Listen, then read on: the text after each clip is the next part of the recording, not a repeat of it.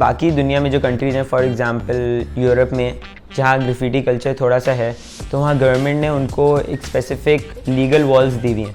उसका मतलब ये कि वहाँ लीगल वॉल्स हैं आर्टिस्ट के लिए कि वो जाएं पेंट करें। लेकिन पाकिस्तान में ऐसी कोई दीवार नहीं है। जो बाकी सारे आर्टिस्ट हैं वो छुप के जाके कोई दीवार पेंट करते हैं, उधर से निकल जाते हैं। I had my fame in graffiti for the first female graffiti artist of Pakistan. Basically मतलब मेरा नकाब के साथ ये मैसेज जाता है कि मेरे शक्ल से मुझे कोई नहीं पहचानता, लेकिन मेरे नाम से और मेरे आर्ट से सब पहचानते हैं।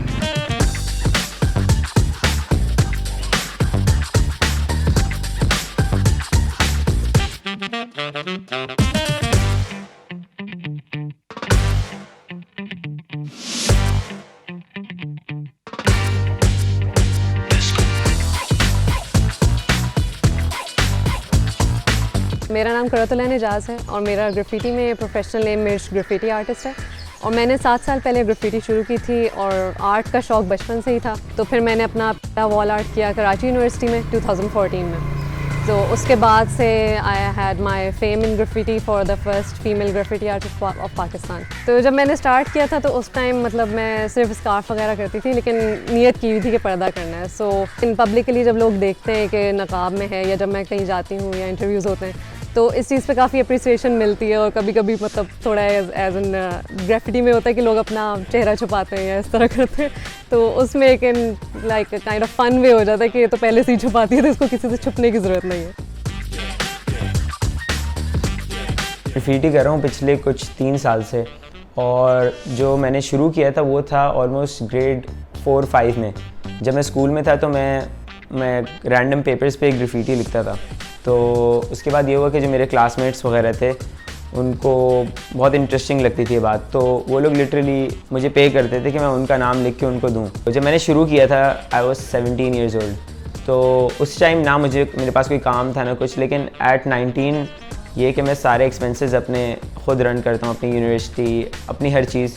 तो यह है कि मैंने उन 2 साल ऑनेस्टली मेहनत की। पाकिस्तान में अगर आप कोई भी आर्ट के बारे में बात करो तो वो बहुत टाइम से डिवैल्यू हो रहा है, लेकिन यह है कि अगर आप कंसिस्टेंटली काम कर रहे हो, सही है, और आप मेहनत कर रहे हो, तो इवेंचुअली वो आउटकम आपको मिलता है। मैं बिलीव करता हूँ ये कि हर चीज़, हर फील्ड में स्कोप है अगर आप उसके अंदर सबसे अच्छे हो। चाहे जो भी फील्ड हो, अगर आप उसके अंदर सबसे अच्छे हो, आप इवेंचुअली पैसे कमाओगे उससे, और बाकी सबसे ज़्यादा कमाओगे, और आप खुशी से कमाओगे। मेन चीज़ है खुशी। यहाँ पे एज सच ग्राफिटी के आर्ट सप्लाइज नहीं मिलते, तो अभी फ़िलहाल इनके कोई स्पेशल कैंस या जो हम बेसिकली कहते हैं ग्राफिटी कैंस नहीं हैं। तो यहाँ पे जो गाड़ियों पे यूज़ होते हैं मेटालिक पेंट्स, और ये पिछले 15-20 साल से यही है सिर्फ कि नोज़ल्स हों, या अगर हम मंगवा भी लेते हैं नोज़ल्स तो वो यहाँ के कैंस पे अटैच नहीं होती। तो वो उस तरह का यहाँ पे कोई अभी तक लोकली कुछ मेड हो नहीं रहा।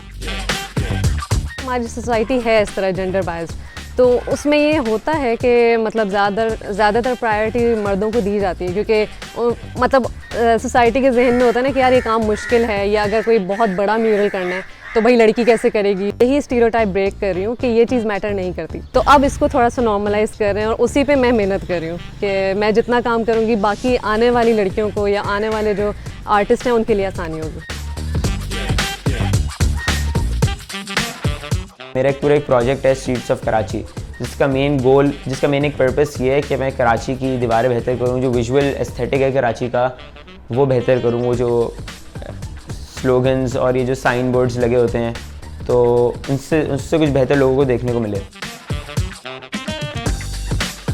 एक इनिशिएटिव होना चाहिए जहाँ वो लोग आर्टिस्ट को सपोर्ट करें, और अगर वो लोग आर्टिस्ट को पे भी नहीं करना चाहते, हम आर्टिस्ट गवर्नमेंट से पैसे लेना भी नहीं चाहते, लेकिन वो एटलीस्ट उनको इतनी परमिशन दे दें कि वो जाके इलीगली ना काम करें और एक खुशी से सुकून से बैठ के कोई आर्ट वर्क बनाएं।